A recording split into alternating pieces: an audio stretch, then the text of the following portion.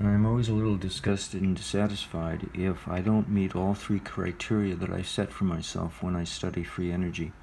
The first one, of course, is over unity. And that's not always easy to figure out whether or not you actually have over unity. But sometimes there are telltale signs, and I really had to search in this case for that because it wasn't obvious. The circuit was not designed to look obvious just on the schematic alone. I had to look at the tracing, the virtual oscilloscope tracings, to try to figure out if it was over unity or not. And I'm confident it is, but it took some doing to figure that out. The next two criteria are much more difficult, if you think that's bad, because it's very hard to get them both at the same time. Usually I get the second and not the third, or I get the third and not the second, even though I had the first. Now, the second one I like to call regulatable, manageable, something you can regulate, because the kind of free energy I study is capacitive reactance, in which it's very explosive, it's in your face, without warning, humongous amounts of energy, and whoopsie, I didn't prepare for this, and now you've got yourself a fried circuit, shrapnel in your face, and a mess all over the place, and you don't have a circuit anymore. That's what I find to be quite difficult. The third criteria, let's see, regulatable, what was the other one? oh yes, what the technician always says, and I never have to deal with, buildability. Is it buildable? Is it buildable? You know, we don't want gigahenry inductors, so is it buildable? And we don't want mechanical switches in which they are expected to toggle open or closed or both within nanoseconds. That's expecting too much of a mechanical switch, assuming that mechanical is the way you want to go. Now, I did get an idea the other day. I was trying to guess estimate, how did Jim Murray solve Paul Babcock's problem? Paul Babcock loved to tell the story that on his flyback transformer motor or whatever, he had to use transistors and fast switching times, so he used transistors, but unfortunately he created so much over unity the transistors kept frying, and he had a whole barrel full of burnt up transistors that he kept going through. Kind of sounds like Richard Hackenberger, you know, the EV Gray motor. They kept blowing up batteries. Well, they eventually solved the problem, and Jim Murray eventually solved Paul Babcock's problem. And you don't hear another peep of what they did to solve it. So I've always wondered, and the other day it came to me while I was driving and say, what if, I know diodes, and people admit this online. So I didn't just come up with it independent. I got confirmation the other day reading that somebody else said the same thing after I had already figured it out on my own. So it's a good idea that keeps popping up, and that is diodes. Diodes are a kind of switch. They don't switch everything, obviously. They just switch one thing, and they leave the other thing alone. Now, I'm not going to say which thing, because depending on the circuit, it can flip-flop on you. It could be the voltage that polarity it's switching on you, or it could be the current and not the voltage. You may think it's supposed to be one thing and not the other, but when you get into this choice of circuit, it could be the opposite of what conventional wisdom will tell you to expect. So don't expect anything. Just expect one aspect of electricity, either the voltage and not the current, or the current and not the voltage will be switched in polarity and not the other. And it could be either one. Yeah, heads up, I'm letting you know in advance. So I thought to myself, okay, if you're trying to turn off a circuit, what if, one way you went about it, was you did a 4-part cycle in which you had a diode responding to a mechanical switch, so that you get a diode flipping polarity very quickly after the action of the mechanical switch. So you get a 4-part quadrature in which 2 parts are fast acting in response to 2 parts that are slow acting, the slow being the mechanical and the fast being the diode. Just one possibility, but I'm beginning to think now there are probably a few other possibilities. And that's what, so you're mixing a fast switch with a slow switch to at least get some fast switching in there. And that can be important, because if you do just run a slow toggle switch, that's a frequency. Just like AC current, AC or pulse or square, anytime you've got a slow frequency, you've got a slow electrical reactant per unit time gain. But if you increase the frequency alone, even not considering a capacitance or inductance, just in frequency alone, you can help overcome the rate of thermodynamic losses and conversions. And I say that both. The losses we want to reduce, that's inefficiency, but the conversions we expect to hopefully get enough to satisfy the needs of our appliance, whatever the appliance happens to be. So we want those conversions. It's the losses we don't want. Regardless, you add them both together, and you have to meet that total need per unit time, though. It's per unit time. So if you come up with too much free energy per unit time, now you got to worry about what to do with the excess, or else you might overheat your circuit, age it, or worse, fry it. But if you don't come up with enough per unit time, now thermodynamic losses and conversions exceed your over unity gain, and the thing just sits there and flickers and looks at you like, what? What, you were expecting something? So there's all these contingencies, but that basically runs down to three basic categories. Now, regulatability has a subset to it, which is very important, but it's a subset, and that's safety. And buildability combines with that as to whether or not you can actually build it to make it safe, as well as regulate it to make it safe. So they kind of combine. They blend, they overlap each other when it comes to safety. So safety has to take into consideration some sort of control, and it also has to be something you can build so that you can execute that control and not just think about it. Safety is important because you want a circuit that you get to use tomorrow and not just today. In other words, if the circuit has in its, let's say, its more primordial stages of development, let's say you don't know what you're doing, and most of us won't because we're bumbling along, we don't have experience in this thing. And so let's say for safety and for regulation, you put in fuses. And you start out with a very sensitive fuse that's going to blow at a very low level of energy, because it may take time for the fuse to heat up and blow and disconnect. You may not get it to occur fast enough before the circuit blows up. So you want a fuse maybe to start off with a very low level of tolerance so that hopefully you don't fry your circuit, and then you gradually increase the fuses until finally you reach the point where you back away and say, okay, now this is the right value of fuse I want to use. Now when I do my simulations, very often I'll go too far and the thing will be something the simulator can't handle. And it's long since become something that will fry and cook and disassociate into nano-sized particles of dust. In other words, you don't have a circuit anymore. So I go back and forth, and I have to do that to find my limits. And Tesla did that. So I would imagine I would have to do the same thing, which means you got to take safety into consideration. If you plan on the thing blowing up, you should be so lucky. Like my friend in Wisconsin a few years ago, nothing happened. Nothing blew up, nothing happened, and well, because this simulation was done in Paul Falstad's simulator, which is only good for newbies who don't know what they're doing and don't have any background in electrodynamic theory. Good, but you can't build it and expect to get over unity out of it. All you can do is train yourself as a newbie initially to get accustomed to free energy and how it looks. But how you deal with it, you have to graduate to a different simulator. And I've been using one or another varieties of Berkeley Spice, such as LT Spice or Microcap. And I flip-flop between the two because I like to see compare and contrast. And it does help sometimes. Sometimes you only get minor differences, and sometimes you get major differences, like in this circuit that I'm going to show you. And so it makes all the difference in the world. Now I'm going to go show you all three simulators, both Microcap and LT Spice and Paul Falstad simulator. But first I want to start off with a little quote that I found on the internet, courtesy of Eric Dollard's PowerPoint presentation at the San Francisco Tesla Society presentation.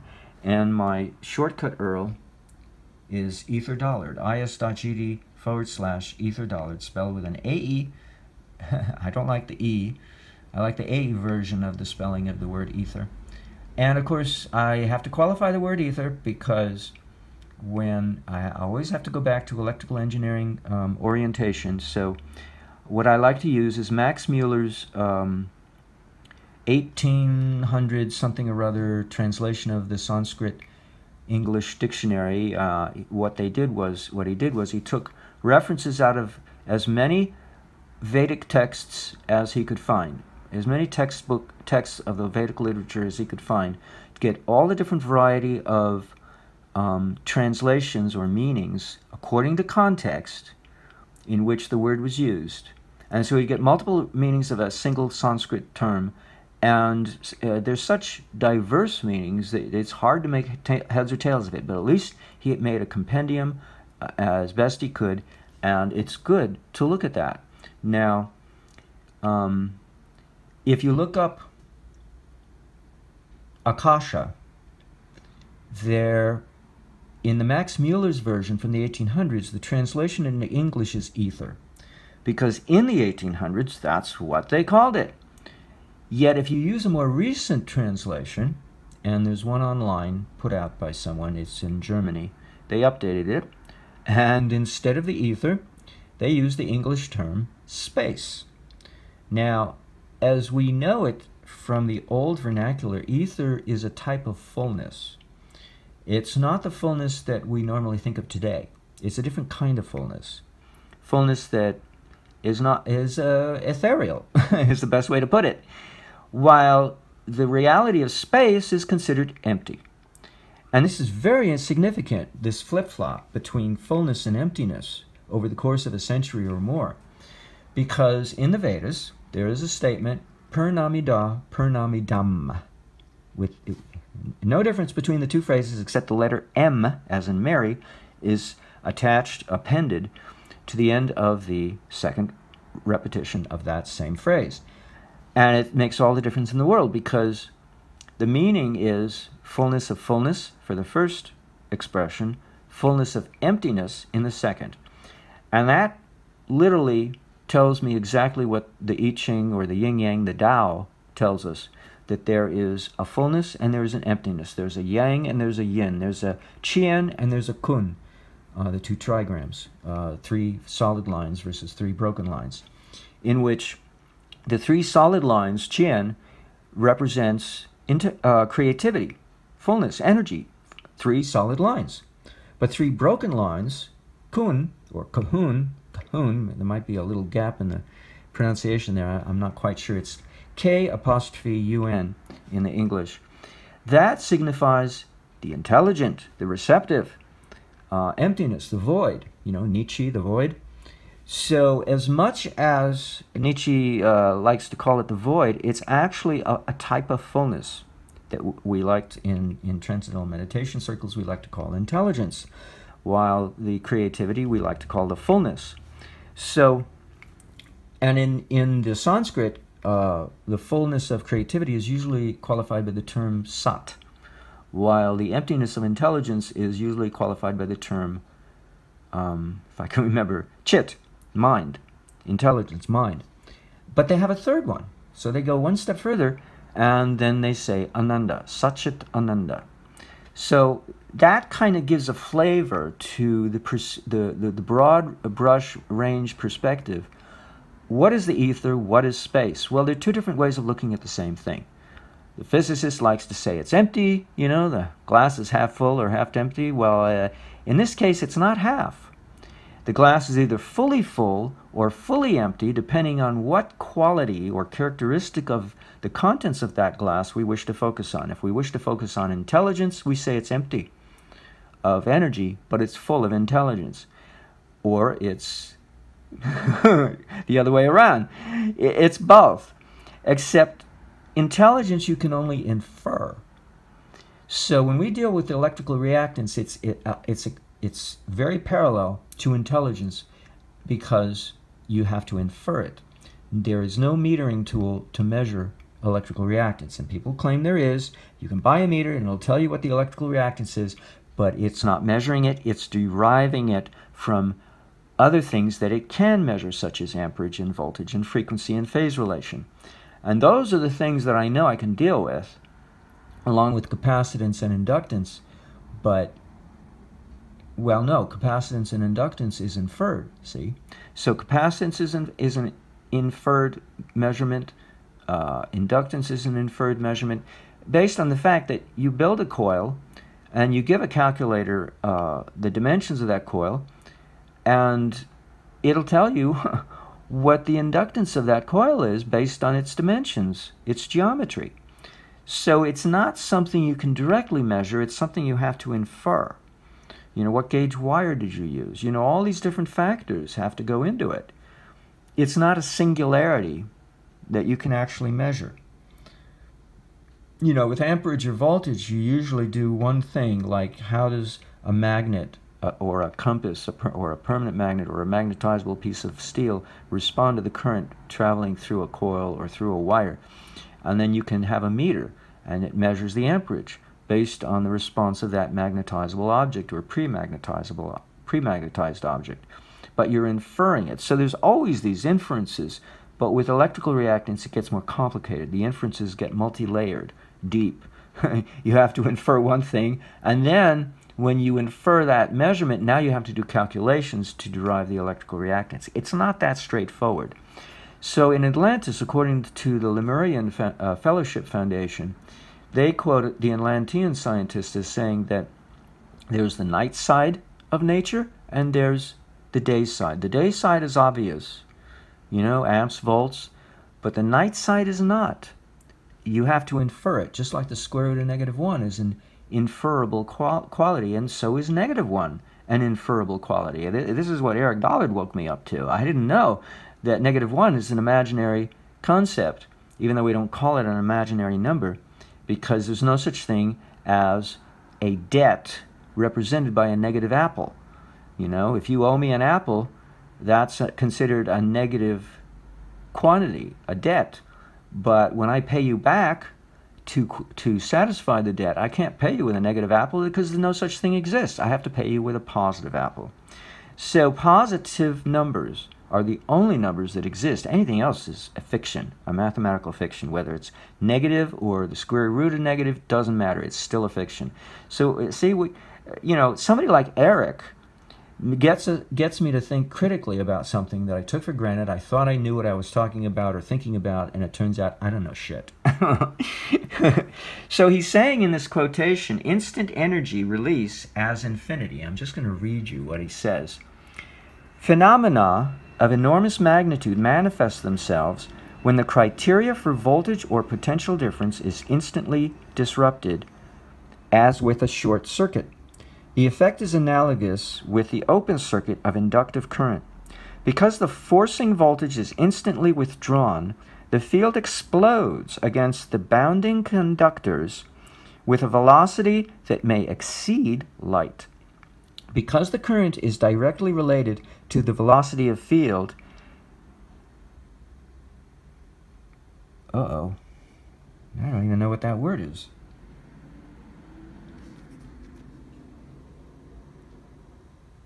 I think there's a typo here.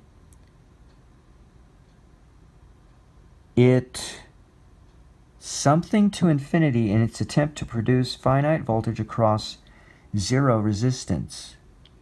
Oh, it jumps, sorry. It jumps to infinity in its attempt to produce finite voltage across zero resistance. That's the current. That makes sense. If considerable energy had resided in the dielectric force field, again, let us say several kilowatt henries? kWh? The resulting explosion has almost inconceivable violence and can vaporize a conductor of substantial thickness instantly. Dielectric discharges of great speed and energy represent one of the most unpleasant experiences the electrical engineer encounters in practice. Not bad, huh? As a description of what I have to deal with all the time. All right. Now, this is a photograph of that bogus law, B-O-G-U-S-L-A-W. Boy, Oliver, George, No. Underwood, slavery, legal profession, or, well, legal, Apple, wife, bogus law. He's on Energetic Forum. And courtesy of him, I get this newspaper clipping that he got out of an actual newspaper, that he got out of an actual library somewhere in Europe, in which he says, he complains that us Americans don't have these resources that people outside the United States have access to, such as this newspaper article. So he scanned it, and he put it up on Energetic Forum, and then I have been using it religiously because it is the only authentic copy of a documentation of the Ammann brothers that we have. All we have are stories told like the game telephone, passed from one person to the next, and it's written up and posted on online. And how many people did it pass? You know, this one person, the person who did the interview, the newspaper man who he took the picture, or he had a photographer take the picture of one of the Ammann brothers standing in front of their EV conversion, holding on to the drum in front of the EV that's strapped there that has all the gizmos inside, that we would love to know what it is, and a few questions that he asked him. So let's see if I can read you the article. It's kind of tiny print. But it's the only clues we have dating from that period. Let's see if I can get this. So he's got this nice picture. Now let me point out a few things. There are two copper spheres, or some cases we're told online it's bronze spheres. He took out the headlights, the headlamps, in the headlight sockets of the car. This is the front dash windshield of the car, and behind that the driver sits in the enclosed area of the passenger compartment. And he's got this drum on some kind of platform, and he's got these two spheres stuck in the headlight sockets with what looks like a brass or copper rod that comes straight down to the top of the drum and goes inside the drum. So, what's in the drum? Well, I'll tell you also. Let's see if I can get over here to the read the all right.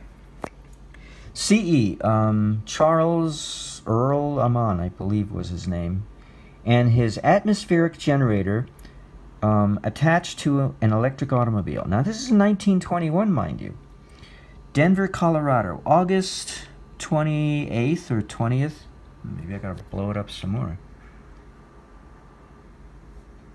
Let's see if I can blow it up a little bit more.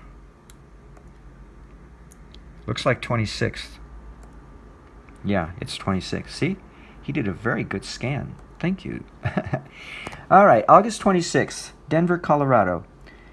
Demonstrations are being made on the streets of Denver of a new electric generator that is claimed by the inventors to take electricity from the air. Now, of course, that's not true. No such thing occurs. Any energy you get from the air is minuscule, so I prefer to say I'm getting a stimulus from the air. You know, the ambient energy in the atmosphere surrounding us, and that's all it is, but that's all you need. When you're dealing with electrical reactance, that's all you need to start with.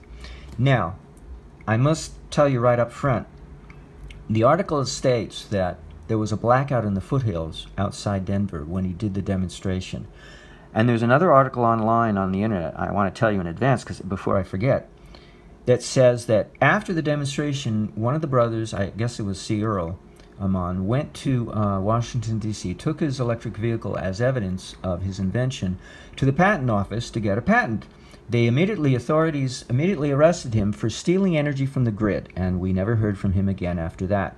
Up to that point, they were keeping the invention to themselves, you know. They didn't care to share it with anybody. It was this plumber who went in to do some plumbing work on the plumbing in his home who was shown these things, and he said, you know, you shouldn't keep this to yourself. You should share it with other people.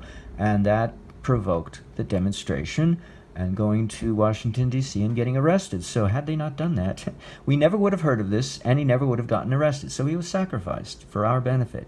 You beat that? Now, I must say, but there's another point to that story. stealing energy from the grid is a very significant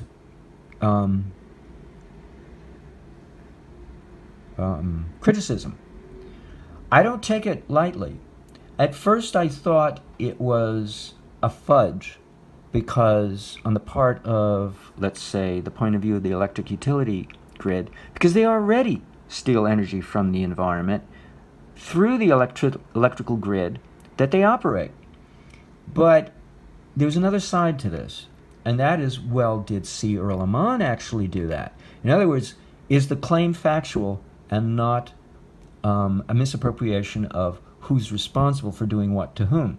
You know, it's because the utility grid does it and they don't want C. Earl Ammann to do something else. Did they cook up, you know, a scheme to claim that he was stealing energy from the grid when he really wasn't, because they had to arrest him for something, anything, even a bogus charge, just to get him out of the way? Or was it a real honest to goodness charge that is authentic? And I think it may very well be.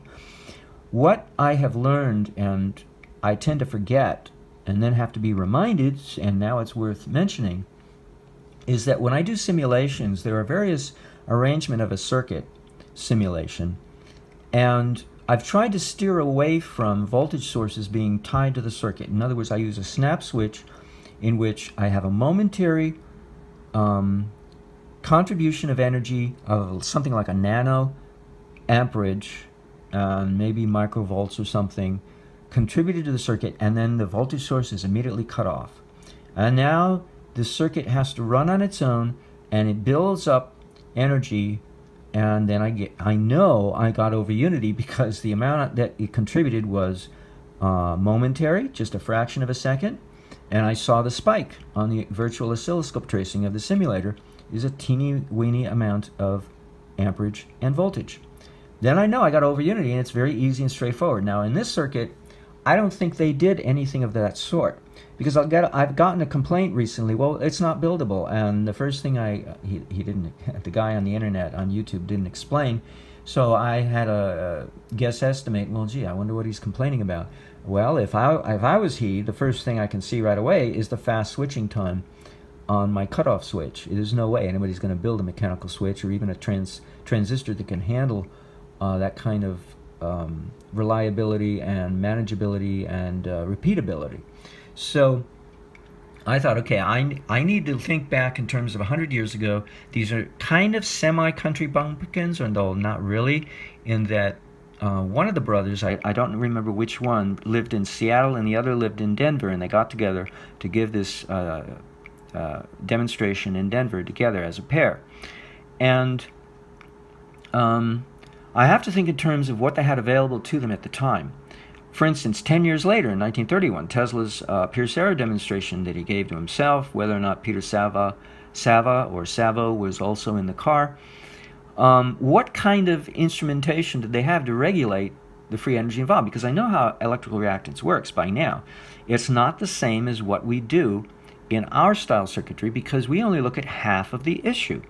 We think, oh, we want constant voltage supplied to the electric motor in today's vehicles, so we have a motor controller to make sure the voltage is constant, because the voltage coming from the batteries is constantly dropping. And oops, we can't have that.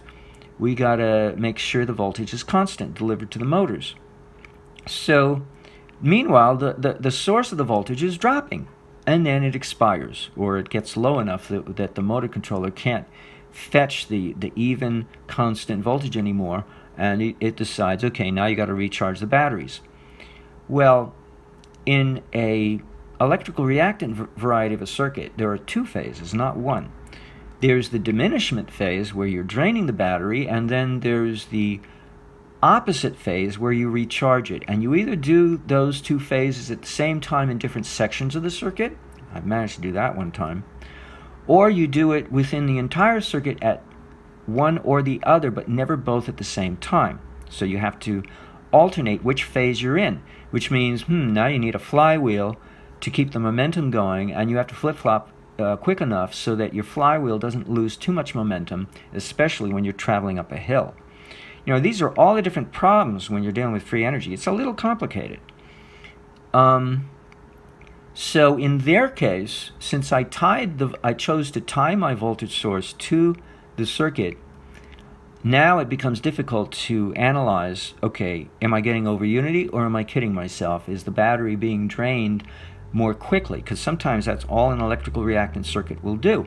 So this is the problem with electrical reactance. If there's a field of voltage nearby, such as the field of voltage surrounding power lines, an electrically reactant circuit, especially of the capacitive reactance variety, is so powerful it will pull energy from that voltage field nearby, and it'll black out the foothills of outside of Denver, duh, because that's what it'll do. Now, if there's no electrostatic field nearby to draw from, instead, the circuit will take whatever energy is resident inside itself, no matter how small it is, even though it's so small you can't even measure it. It's there. There's always energy available everywhere in the universe. It's just a question of how much, and how much do you need. It'll take that scant amount and magnify it to whatever level you want by recycling it at a quick enough pace, hopefully, if you engineer it correctly, to match your demand per unit time. So everything's per unit time. There has to be a match. And this is very analogous to algae. When you study algae growth in botany, and two different conditions, a nitrogen-rich condition in the lake where the algae is growing versus a nitrogen-starved condition, the algae tends to have two different styles of metabolism to accommodate. Because nitrogen is a very limiting factor. Sometimes it's available and sometimes it's not. Sunshine is usually always available, so that's not a problem. So the algae will store that sunshine energy in the form of protein if the medium in which it is growing is full of nitrogen, or it'll store it in terms of either fats or carbohydrates, variety hydrocarbons, if it's a nitrogen-starved condition. And Carnegie Institute in Washington, D.C. actually did a study in the 1950s about green algae living under these two different conditions. And they came to the conclusion, there's a little side note that has nothing to do with the topic, but just to tell you how thorough I try to be in understanding these things, looking for analogies in other subjects. Because it is significant. Electrical reactance is how living creatures maintain their life force. The minute they create electricity as a side effect, they age themselves, stress themselves, and kill themselves eventually. It takes time, but they eventually die because of the electricity that they ended up producing as a side effect. But so long as they operate within the realm of electrical reactance that's not combining capacitive reactance with inductive reactance to create electricity, then they're okay. They can live forever if they want to, because they're not doing anything to age themselves. So the regeneration of creatures is it's a different way of looking at creating free energy, because our devices literally are death traps. We know we can get electrocuted. And so here we are creating death. What would be death for us, we call free energy. But when you want to regenerate, you want to do the opposite. You want to take electricity out of the physiology and instead separate the current from the voltage such that we no longer have electricity. We just have capacitance and inductance. And that's when you have regeneration of the physiology. So it's good to know these things, that there's a flip side to each side of looking at things. Okay. So I do believe the criticism and the claim made to arrest C. Earl Ammann is a valid claim. He was stealing energy from the grid merely because he was close enough to do so, and because his device was indeed an electrical reactant device. If he had been out in the boonies, surrounded by no signs of civilization, namely no electric power grid, he would have been fine. He would have hurt no one. Nobody would have complained that they couldn't get their local radio station because of the electrical interference, and nor would the radio die on them because there was no power coming from the outlet, the wall outlet, to supply energy for that radio. So, these are the risks involved. So it doesn't mean it's fraud when somebody says you're stealing energy from the grid. It just means they want a monopoly on environmental energy because the grid is everywhere. It's ubiquitous. You can't get away from it when you're in civilized society unless you go out in the boonies. So it's good to keep this in mind. Otherwise, you'll have the FCC at your door. All right. Okay, first, that was the first paragraph. They claimed they were getting energy from the air. The inventors are J.E. Ammann, that's spelled A-M-M-A-N-N, of Denver, and his brother C.E. Ammann of Spokane, Washington. So I'm sorry, it's not Seattle, it's Spokane. And J.E., I don't know what the J stands for, but apparently they both had the same middle name, maybe, or maybe not, whatever. Most internet's articles talk about C.E. Ammann. They never talk about J.E. Ammann. So this is the first time I got to hear about the name of their brother. Apparently it was C.E. Ammann who stuck his neck out and got it chopped off, and J.E. Ammann was just there to lend support of one sort or another, brotherly support. Third paragraph. To demonstrate, the brothers borrowed an old electric auto, took out the batteries. Okay, they took out the batteries. But that's not to say they didn't leave in the auxiliary battery that powers, the headlights or whatever. They might have left that one in. I'm guessing they had to, but maybe not. Maybe it had absolutely no batteries. Took out the batteries, and after roping their new atmospheric generator fast, so there's a rope here binding it to the car, they got in and rode off at high speed. Now, I'm imagining electric cars in that era, they only had one speed on the accelerator pedal, not multiple speeds. It was merely on-off, and it was no different than what we would call today golf carts. Okay, so it's pretty much probably the speed of a golf cart, and normally would have the same battery pack as a golf cart. Not the same, I think, of today's automobiles. I think Tesla took it to a whole nother level. He was way ahead of his time, 90 miles per hour. But that's what we're accustomed to, and that's what our electric automobiles, such as Tesla Motors, is accustomed to making to satisfy people's desires for speed and power. So that's, I like to qualify that, because you have to go back and think in terms of 100 years ago, what did they have available? An electric car of that era is probably not the same as an electric car of our era, okay? Okay, that's 3 paragraphs. Fourth paragraph. There is nothing inside the drum that moves. So the whole thing is a solid-state device. This is very important. The contents consists only of iron, wire, and minerals, plural, says C.E. Ammann. So he's the guy who's forthcoming and outgoing and talkative and confronting the public, whereas J.E. is off in the shadows by his side. Now, iron and wire is not one term. They're 2 different terms. And I suspect that he was making use of the principle that William Lawn quotes Nikola Tesla as concerning Tesla's special generator. For every 200 pounds of iron added to his device, 1 horsepower is added to its output. Now, that's not the exact word-to-word quote. I'm rewording it to make it sound more reasonable diction. It was a weird wording.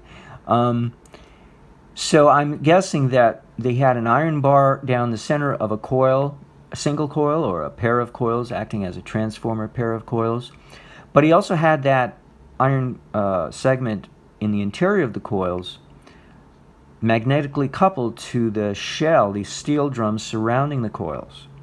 And then the possibly, hopefully, if it would do any good, I don't know, maybe there's not much steel in that electric vehicle, the steel drum also magnetically coupled to the chassis of the car, and in turn magnetically coupled to the casing, the motor casing surrounding the motor. Because what I'm going to show you, what I've developed, the concept is a free energy device that merely charges a field coil that has to be attached magnetically to the structure surrounding the motor. It does not directly access the motor itself, okay? And that's the way I look at this situation. Not something that directly powers the motor. I could be very wrong. It may go right into the motor, and I say that for a reason, because in LT-Spice I got a lot of current as well as voltage out of it, although the voltage exceeded the amperage by a huge factor. That's always been the issue with this type of circuit that I am imagining.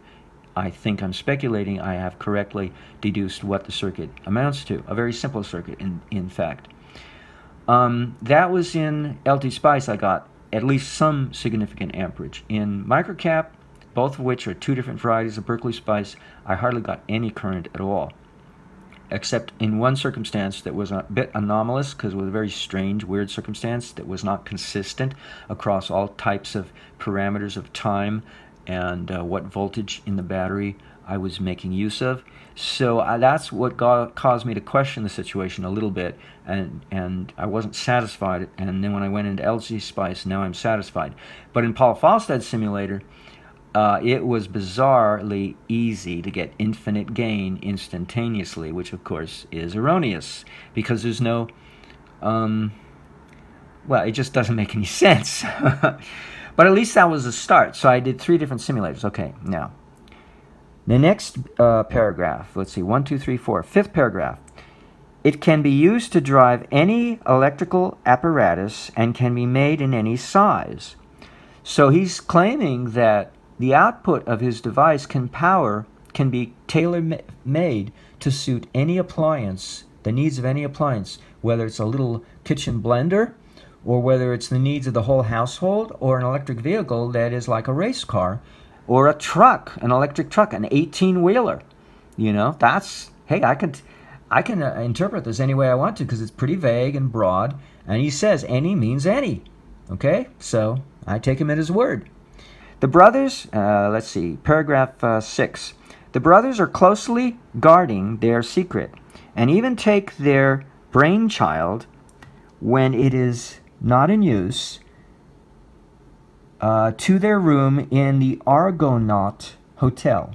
So the name of the hotel they were staying at is Argonaut. Apple, Richard, George, Oliver, Neville. No, that's not a good choice of Nancy. Apple, Underwood, Thomas. Argonaut or not Hotel. 7th paragraph. So far, the brothers have not offered to sell their proposition.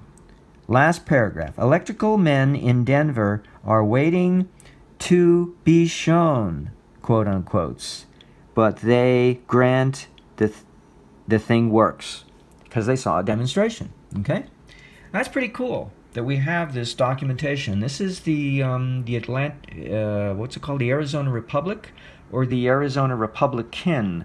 I forget which is which, because the newspaper changed its name between now and 100 years ago. So it's still in print. I mean, the newspaper, that particular newspaper, is still putting out newspapers. It's just not called the same exactly anymore like it used to be. But this is their copy of their thing. Anyway, so let's move on. If I can figure out how to get out of here. Where's my cursor? All right. Wait, am I going the right direction? No. Okay, it helps to go in the right direction.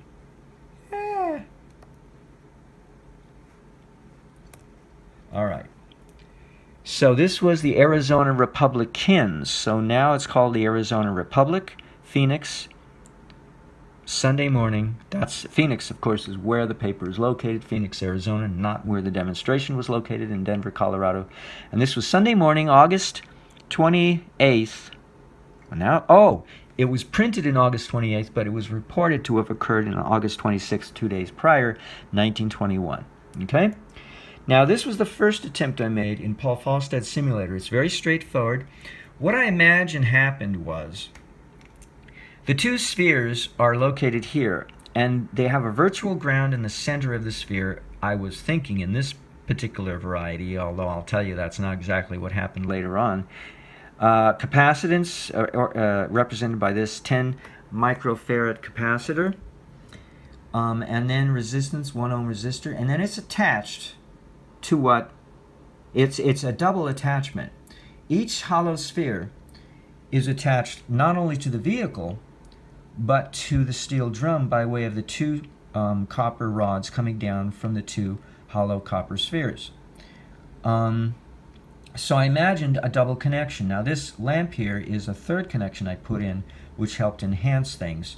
And that helped me decide that this is the location where to put the load. So all of this circular arrangement here, is the circuitry inside the car itself, in which we have the load and we have the source, namely the battery of the car, which in those days was a 6-volt battery. Then we have the two copper rods represented by these two linkages, these outermost linkages coming down and coming into the transformer, which is inside the steel drum, the primary of the transformer, and then the secondary is this loop over here. Now, when they say minerals, I can only assume one thing at this point, and that is a diode that people were capable of making 100 years ago using an electrolytic solution of either baking soda, which in those days could be called trona, as it was mined from the earth. Chemically, it's called sodium sesquicarbonate, in which you have 1 molar ratio each of sodium carbonate and sodium bicarbonate. That's the way it's found in the earth. Or it was borax in an electrolyte solution dissolved in water. And one electrode immersed in that solution serves as the anode, the front end of the diode, the positive, and that would be aluminum. And the other, the cathode, the tail end of the diode, is any other metal other than aluminum, and 100 years ago they tended to use lead. Now I learned this from a guy on the internet who's into magnifying amplifiers, and it turns out that I think this is a version of a magnifying amplifier. It's a derivative, okay? Because we're saturating a coil with a magnetic field before we pass energy through the coils to get an enhanced effect, and also a regulating effect. And the mag amp, by the way, nobody knows who invented it. All we know is that historically it was used in theater lighting in the 1840s, of all things. So the mag amp, the magnifying amplifier, has been around a long time. So it shouldn't be surprising if this circuit starts to look like it, okay? It's just somebody figured out how to get over unity out of it and put it to good use. And I believe Nikola Tesla replicated the Ammann brothers 10 years later with his Pierce arrow demonstration, but he improved efficiency and took out the DC system, the DC motor, and put it in an AC motor. But according to Peter Savo, it was a custom-made AC motor, it was claimed to be a 3-phase motor. And I suspect I know why now it was custom made, because it needed a field coil, as I said before, okay? So let me move on. So I placed a diode. I tried every conceivable combination, permutation I could think of, and I found that putting a capacitor here is very efficacious. Putting a resistor in various places I put in to try to be realistic, and I used an arbitrary value of 1 ohm resistance. Anything more and things get funky on you, and you may not get over unity, or you may get blasted of too much over unity. And I put 1 diode on this loop and 1 on this one each. But I did not put it here. So oscillations are still going to happen here because you've got capacitors up here. So you've got oscillations going across the battery, oscillations going across the load. Not exactly realistic. That's why I had to change my theory or hypothesis that this circuit is not directly powering the motor. It is simply energizing a field coil associated with the motor. Okay? That's the only way I can imagine how this thing could operate. Because if I try to put a diode in here, the power goes out like a light bulb and you don't get over unity anymore. You have to freely allow free oscillations to happen within your both load, because this is the load and the source all in one loop here, and then this is your augmenter, your magnifying amplifier, extending out into the steel drum. So the steel drum is diode oriented, but the load and the source circuit is not. The load and the source is oscillatory in nature, and that's the only way I can get anything out of this, of any significant degree. Let's see. So this was my first version. Now if I can do this arrows in the right direction. Now this was the next version, the last version I came up with. I substituted a coil of wire of 1 Henry in place of the lamp. Where's my finger? I kept the battery there. I put in capacitors to augment things.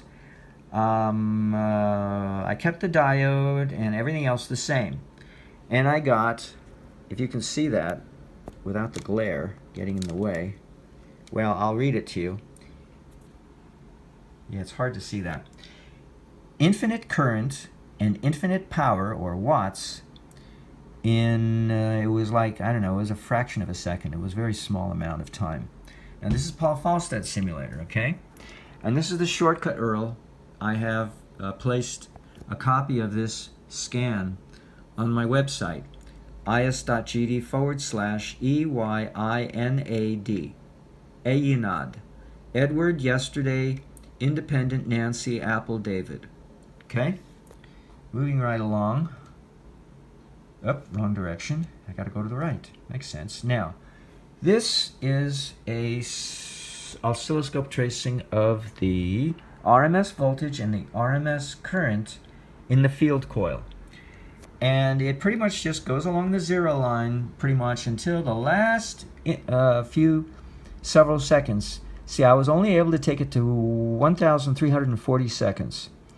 And towards the end of the simulation, all of a sudden it mushrooms and explodes in your face. So this is RMS values of taken separately of voltage and current. The voltage is somewhere in the vicinity of 1,000, slightly more than 1,200 volts, while the amperage is more or less in the vicinity of 200 amps. And that's pretty good for the field coil. This is the field coil, but this is RMS. Moving right along now, this is very interesting. What I did was, I took that same thing, this, but I took out the RMS, so I did simply the voltage and the current separately. The voltage is the blue, and the current is the red. That's not so peaky and not so trophy. And I put them side by side inside, right in line with each other, to look at the waveform. And this is the last several seconds up to the limit of the duration of the simulation that was 1,340 seconds. So the left-hand side here is 1,320 seconds. So this is a 20-second window, the last 20 seconds of 1,340 seconds. So between 1,320 seconds on the left and 1,340 seconds on the right is the duration limits of this window. And as you can see, what I claim here, zero phase separation between voltage and current of the field coil. And they're triangular waves indicating a preponderance of capacitive reactance. So the peaks of the current are in line with the peaks of the voltage. The troughs of the current are in line with the troughs of the voltage. And the waves are not sine waves, because if they were, they would have had a rounding to them. Microcap always attempts to approximate a sine wave, and you'll see it. It's kind of jerky. It's kind of all these flat segments, but at least it makes an attempt. Here, there's no attempt whatsoever. Just a peak and a trough, and that's it. And a line connecting them. That tells me this is a triangle wave. And that's exactly what I want to achieve in my over unity circuits, because it tells me maximum efficiency is taking place. Now this is the voltage of the battery. I call it a dead battery because the battery is only putting out 1 microvolt of charge. And a very interesting thing happened towards the very end of the simulation. Suppression of voltage at or in the vicinity of the dead battery when its amperage becomes enlarged. So this is the enlargement of, I'm sorry, this is the field coil, so I'm getting ahead of myself. You haven't seen the amperage yet. Trust me, the amperage blows up towards the very end of the the time period. And the funny thing happens at the same time, the voltage gets suppressed. So I think what's happening is energy is coming from the circuit back to the battery, suppressing its voltage because the voltage inundating the battery from the circuit is so huge, the poor little battery is putting out 1 microvolt, can't compete, and so it goes to 0 volts. Now this didn't happen when the battery was a 6-volt battery. A different thing happened instead, and so that's why I went with 1 microvolt for my battery. But I'll show you in a minute in LT Spice a very interesting behavior crops up that I didn't get in microcap to help clarify what's going on here, hopefully, in a way that microcap could not clarify for me. Now here's the last seconds, the last 17 seconds. This is a 17-second window. The last 17 seconds of the 1,340 seconds, which amounts to 22 minutes and 20 seconds. So on the left-hand side, it's 22 minutes and 3 seconds, and on the right-hand side, it's 22 minutes and 20 seconds. And we get this massive explosion of voltage. They're all triangular waves. Sometimes it flatlines, but it flatlines below the 0 mark, which tells me that in Berkeley Spice, the so-called dead battery is discharging. Okay? Didn't sound too good. I didn't like that. And we're talking hundreds of amps. It was discharging, and they didn't look good. So I wasn't sure yet. Is the battery getting drained suddenly and it's going to explode in your face? And so the simulation is fraudulent because it makes it look like you're getting over unity when in fact you could not, because in this virtual world of the simulator, the simulators always assume that the battery has infinite capacity of amp hours to supply whatever amount of current your circuit demands. And of course that's bogus. No, that would require an infinitely large battery and a few other modifications in order to deliver that current fast enough from the two sections of your battery, the one half of the section being the positive pole side, the positive terminal, and the other half of the battery, let's say it's a dry battery, the negative pole. How do you get things to migrate and suddenly, instantaneously? Not that easily. So I began to question whether or not microcap was giving me accurate information. That's why I had to go further into LT Spice, a third simulator, to try to figure out what's going on here. But this is what happened. All this explosion of amperage towards the last 17 seconds of the simulation. Now this is the RMS wattage of the dead battery. It flatlines and all of a sudden it explodes to just under 400 microwatts.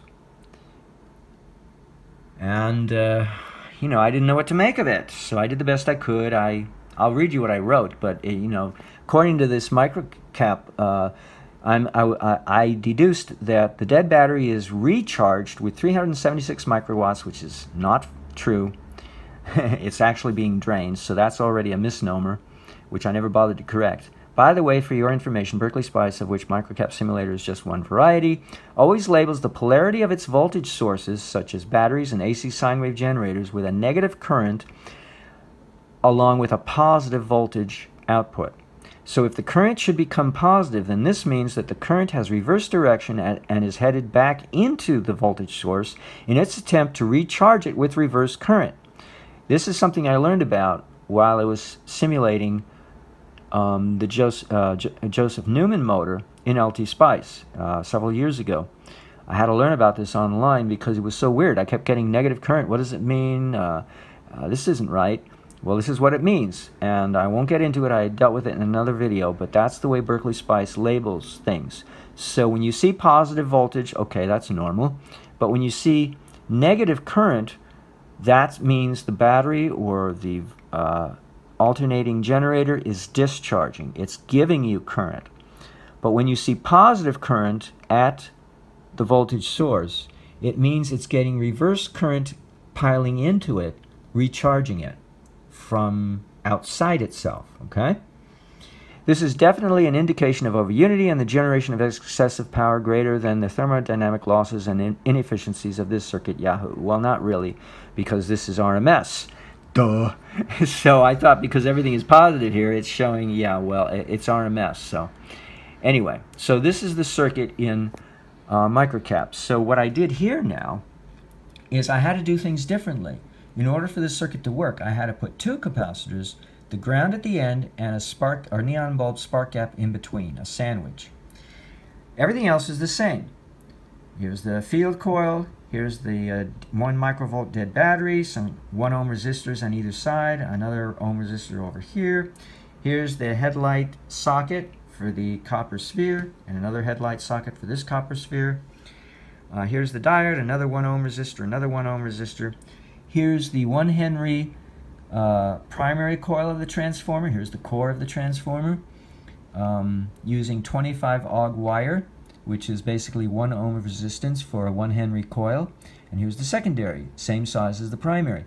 Now the coupling coefficient, a lot of wiggle room. I could go anything I wanted to, just not, if I went down to a 1%, not good. But if I was up between 10% and 90%, no problem. 99%, even better. 99.9%, even better still.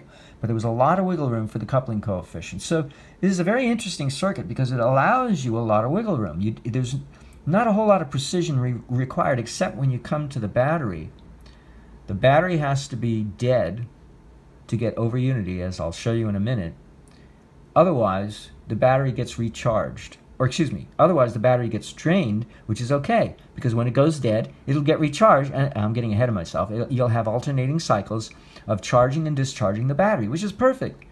The other thing is your capacitances all have to be 100 femtofarads, which is 1/10, 10% of 1 picofarad. So if you take 1/10 of a picofarad, that's what you have to work with. You can't work with anything greater.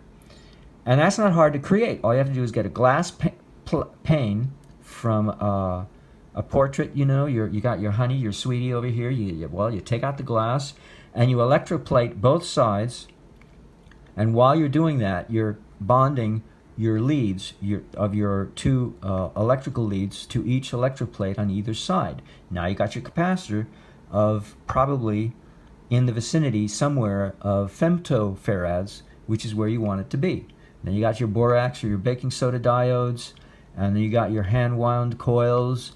Probably here it's 25 Og, so they don't have to be low resistance wire, you know, magnetic winding wire. It can be just 25 Og or whatever you want it to be. Actually, obviously, the lower Og number, you know, the less resistance, and the more, I think, the greater gain you get. But I found it really didn't matter a whole lot, so I just went with my default value of 25 Og.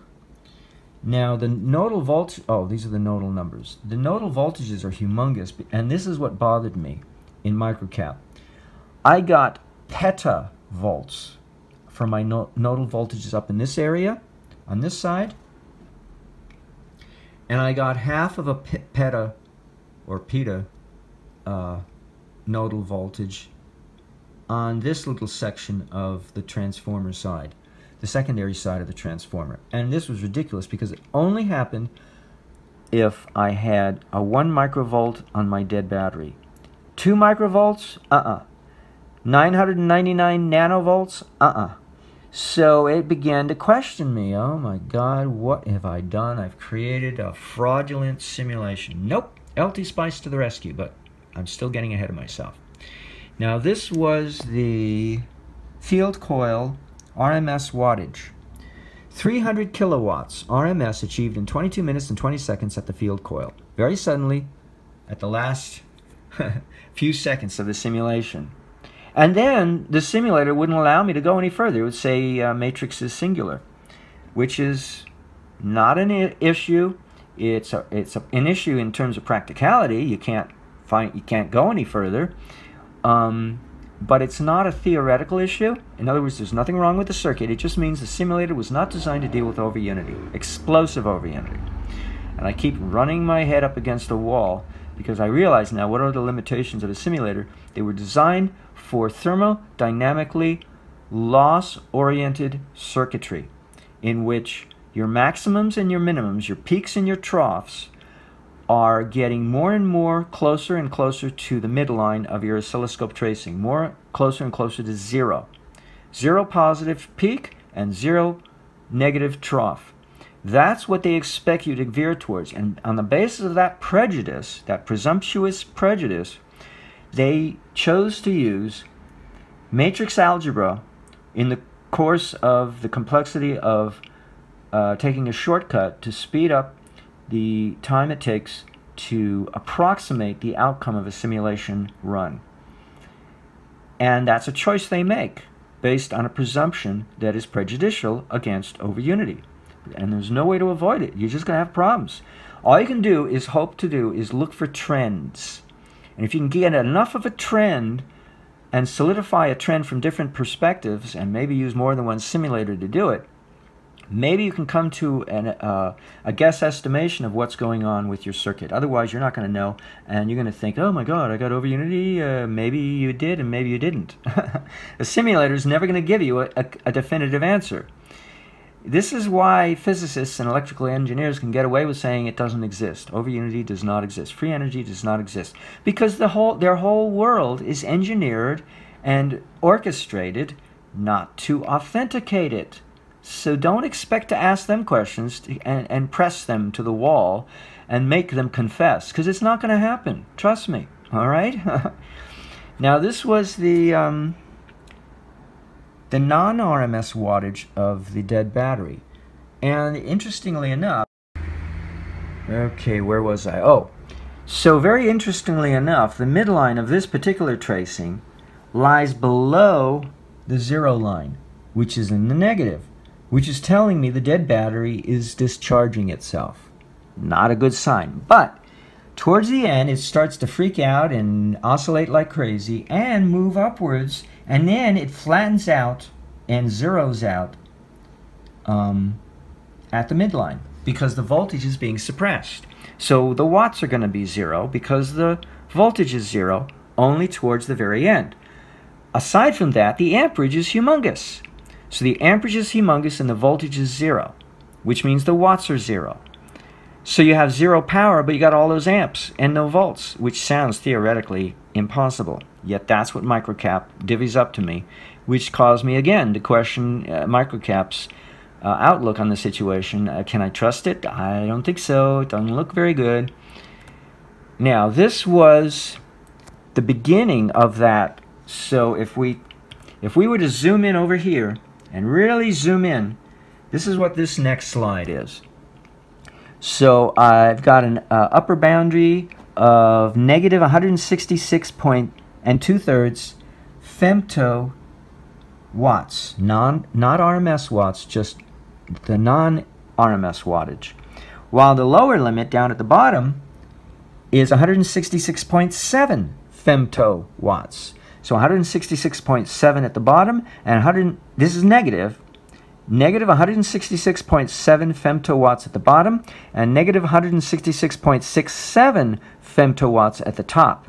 Since it's negative, that's why the numbers look a little screwy, because this is below the zero line.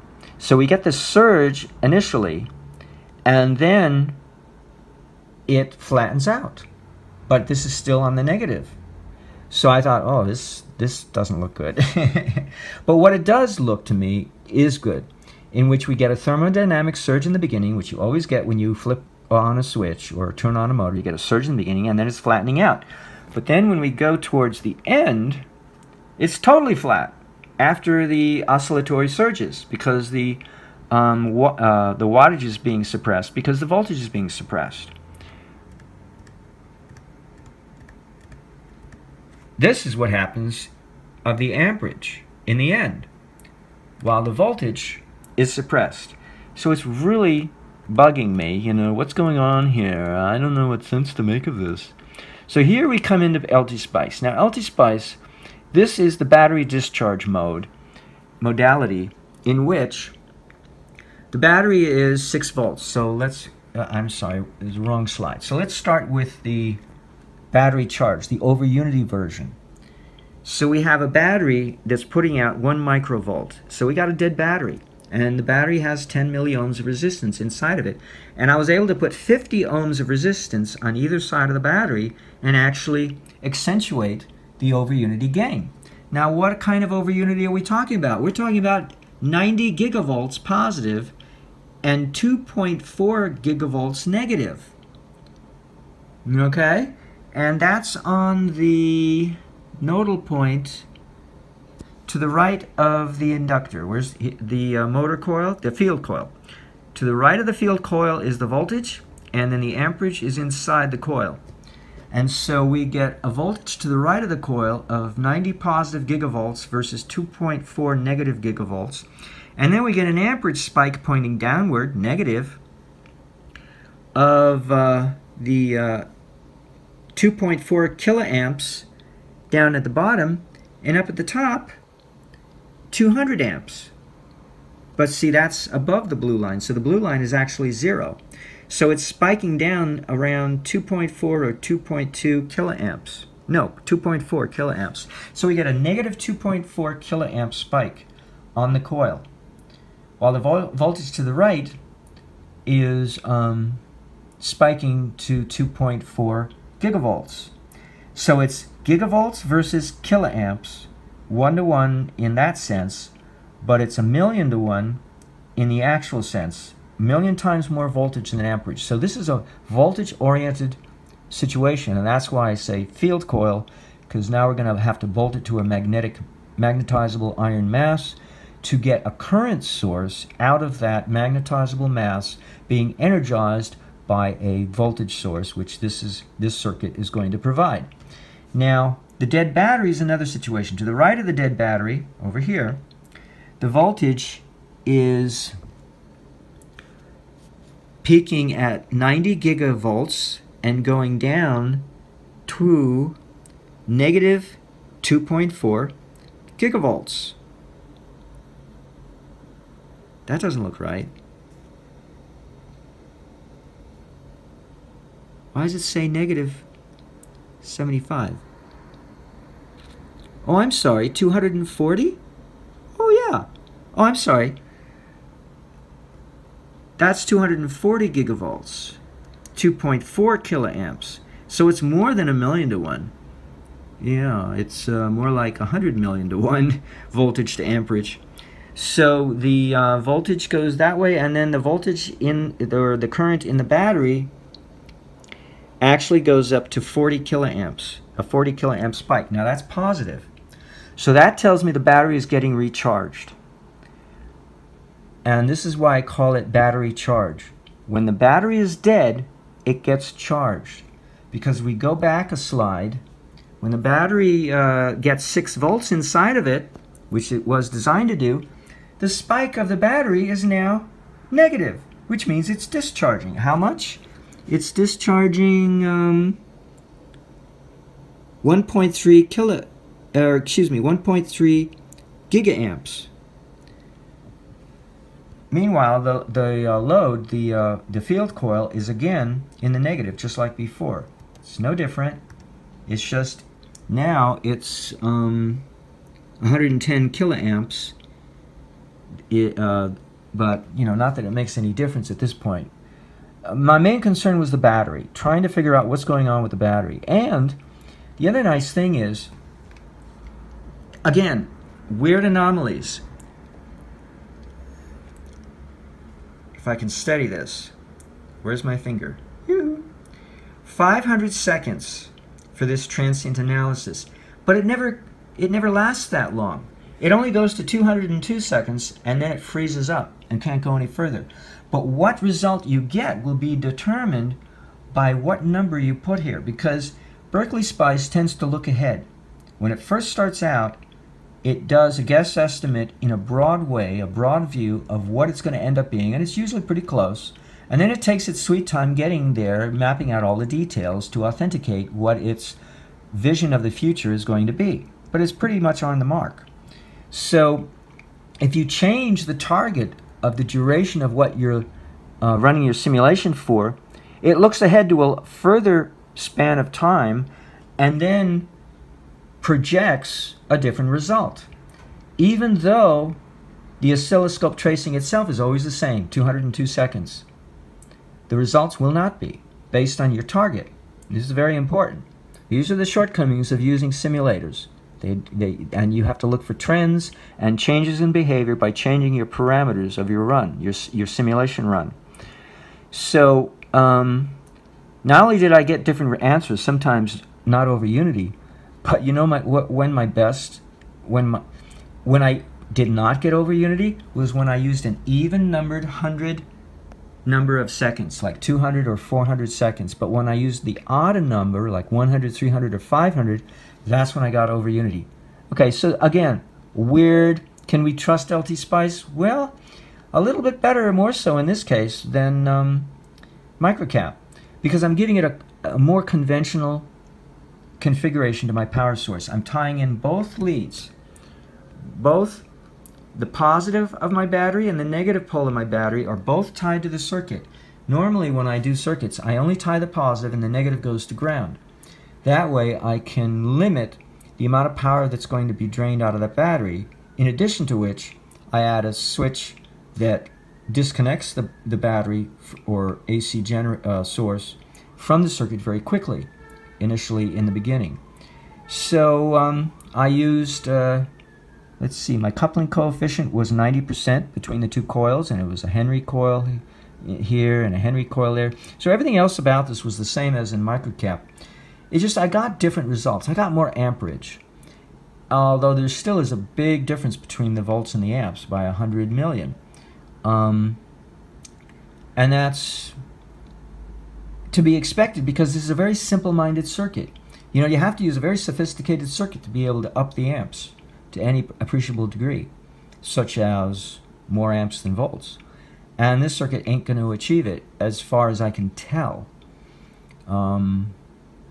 So that's why I have to say that this cannot power the motor directly. It can only power a field coil, generating an electrostatic field surrounding the motor, and then have this thing magnetically coupled or picked up by the steel drum surrounding the transformer, and magnetically coupled to the chassis of the vehicle, hopefully, which is iron, an older style vehicle, not the lightweight ones that are normally made for EVs these days, and then magnetically coupled to the steel or what do you call it, cast iron casing of the motor casing surrounding the motor, and magnetically coupled to the core, the magnetizable core inside the coils of that motor. So, you know, this is a lot of ifs, right? But that's the problem when you do these things. There are a lot of ifs. And if you put all the ifs together, maybe you'll get something other than a but. Yeah, but it doesn't work. No, it worked. Oh, okay, but only because you stuck to your guns and devoted enough to figure out how to satisfy all the ifs. All right, so that's my little circuit. I don't know where I'll post it. I guess I'll post a link in the description of this video. I don't know what it'll be, what the link will be, but anyway, I thought I'd let you know what I've been doing. This is an important consideration when considering the possibility of replacing a battery in the Ammann Brothers circuit scheme that I'm speculating with a solar panel, a very small solar panel, probably along the lines of a micro mini solar panel intended for use in powering a wallet or credit card size calculator.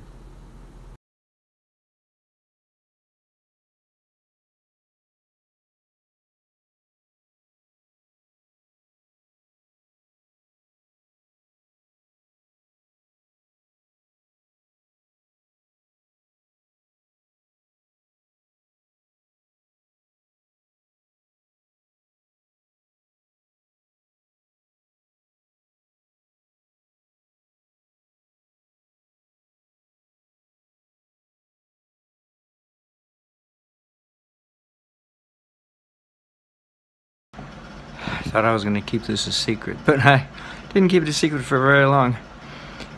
I don't like to share things that I don't know from some experience. You know, I don't like to speculate anymore because I don't have to. I used to when I didn't know anything. And now that I have experience on at least simulators, it gives me the chance to semi-substantiate an idea that comes to me, an inspired a thought. To a limited degree, but sometimes I get something that I can't simulate. Now the circuits that I've put up are the last word on the subject of that particular speculation of what the Ammann Brothers circuitry was, except for maybe the battery. The battery is replaceable by two different possibilities. A solar panel in modern terms, but in the old days, it's possible maybe they went with electret or something else, maybe a radio tuner. It has to be something that can withstand high voltages and reversing of current, whatever it ends up being. And today's modern day solar panels can withstand reverse current and high voltage. To what degree, I don't know. But I put that question on Quora, and somebody answered me from his own experience. You know, he confessed to being a bit of a sloppy person, and he let it happen, and it didn't damage the solar panels. So I'm going on the basis of that one person's experience that it's okay to replace the battery with a solar panel. And I think it makes sense because we don't need current where the battery is located in my circuits scheme. And we don't need a lot of voltage, and we don't want a lot of voltage because too much voltage will prevent overunity from happening. We want very little voltage, namely 1 microvolt, which we could have gotten from an aerial, which would amount to nothing more than a piece of wire 1 yard long, you know. But we need to maintain that voltage. It can't come and go, and we're connecting it in such a way that the 2 copper spheres are at the poles. Each copper sphere is at each pole of that voltage source so as to create a 1 microvolt difference between the 2 copper spheres and maintain that difference no matter what happens. At least coming from the voltage source. No matter what happens coming, washing back, echoing back from the circuit may be another story. But at least the voltage source has its dedicated target to stick with regardless of what happens to it. So I think a solar panel is probably the right way to go, provided it doesn't get damaged. You probably are going to want to put fuses in this thing, safety fuses, just in case. And I'm hoping it will be regulatable, such that it could be prevented from getting fried with infinite gain, infinite oblivion. Now, the point of this little video, though, is not that. But I did have to get that aside because I didn't do any follow-up video on this. The point of this video is a little inspiration, an image or an inspiration I got, and that is the diodes of 100 years ago were electrolytic condensers. You know, an air condenser from 100 years ago is what we call a capacitor, a ceramic capacitor maybe today, or an aluminum capacitor. But in those days, a diode was an electrolytic condenser, similar to a capacitor, in which there was an electrolytic solution of water and either borax or baking soda. And then the electrodes were important. The anode of the diode, the positive terminal, is an aluminum piece of metal, and it oxidizes a coating of aluminum oxide, and that forms the diotic function. Otherwise, it wouldn't be a diode. And then the other electrode can be any other metal other than aluminum. Now, traditionally, 100 years ago, they used lead. Now, if you look up lead on the periodic chart of elements, you'll find out what's next door to it. Now, this is not the way I went about it. I got the inspiration first, and then I looked up on the periodic chart. Where's that located? I don't remember seeing it anywhere. It happens to be right next door to lead. Bismuth. And it's not expensive. Bismuth sheet metal is not expensive, so we could conceivably, economically fashion our own bismuth electrode to serve as the cathode for the diodes in this circuit. Now, diodes are known to be weird, according to Paul Falstad. In other words, that's his word of saying overunity. He'll never admit to overunity because he's, you know, a conservative. He believes in conservation of kinetic energy, but they always drop the word kinetic. You know, they have something against Connecticut. A little geeky humor there. Well, we're firm believers in Massachusetts, but we don't give a darn about Connecticut. Okay, because we don't want to connect to... Okay, enough. This is what we used to do in math track, you know, it's like make geeky jokes all day. Just to show how geeky we could be. So that's the notion, is bismuth cathode, aluminum anode. And I started looking up does such a combination exist? And yes, they do. It is known about the aluminum bismuth combination, but I haven't really done any reading yet. All I've noticed is that people do know about it, so there is something significant about it, and I'm going to find out what it is. But I thought I'd let you know that that's my little aha inspiration that might improve efficiency, and we could always use more efficiency, right? Tesla was really big on efficiency, milking the circuit for all it's worth, whatever he could get out of it, squeeze every ounce of efficiency out of it. And it's not hard to do, it's not expensive, and it's something we can do ourselves. Everything else I've said before remains the same. You know, the capacitors have to be 1/10 of a picofarad, and they don't have to be made out of sheet glass, you know, picture frame glass. You could put 10 picofarad capacitors in series and get the same result, right? So, different ways of solving that problem. I think that's enough said. Okay. Tally-hoo.